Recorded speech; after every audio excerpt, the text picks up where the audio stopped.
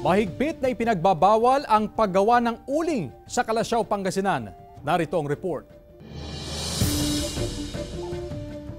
Mahigpit na ipinagbabawal ang paggawa ng uling sa Kalasyaw, Pangasinan. Ngayong taon lang, 3 paggawaan ng uling ang ipinasara ng lokal na pamahalaan. May mga complaint na at lalo na malapit sa eskwelahan yung umaabot na sa schools yung usok. Ayon sa Menro Kalasyaw, DNR ang nag-i-issue ng permit to operate sa mga nais gumawa ng uling.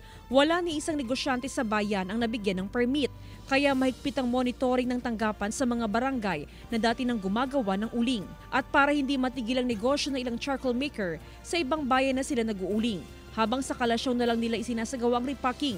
Hindi naman daw sila pwedeng huminto sa nakasanayan ng negosyo, lalo pat ito na ang kanilang kabuhayan. Mahalaga ito dahil sa tulong sa pag-aaral ng mga anak namin, ang kabuhayan namin, pang araw-araw.